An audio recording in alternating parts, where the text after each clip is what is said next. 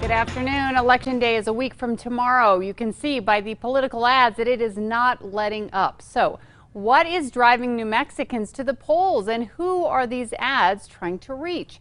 Well, KRQE conducted a poll to get those answers.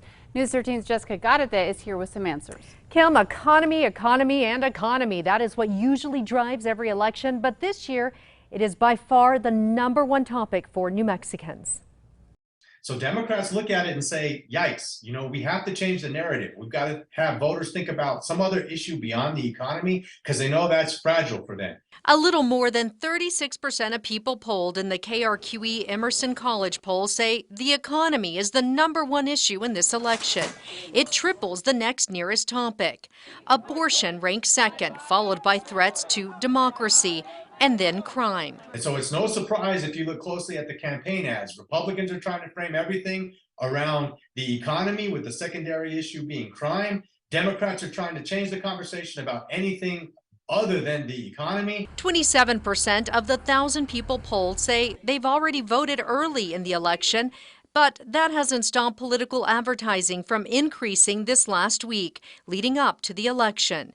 KRQE political expert Gabe Sanchez says campaigns are targeting one group of people. It's those 5%, 7% of undecided voters where these campaign ads down the last week are 100% aimed at trying to shift the narrative for those smaller and smaller shrinking number of voters out there who still haven't seen enough campaign ads to make their mind up just yet. Sanchez says the key is going to be who can sway those undecideds and the turnout of minorities. What nobody knows is, are Hispanics actually going to turn out at high rates like they did in 2018, or is that going to drop a bit? Sanchez says while most Democrats running for office have shied away from visits from the White House, it is those Hispanics as to why we are seeing the president and vice president coming to New Mexico to campaign.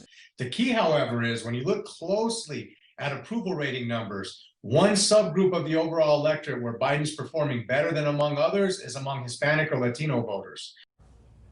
Now, President Joe Biden will be in New Mexico Thursday to campaign for Governor Michelle Lujan Grisham.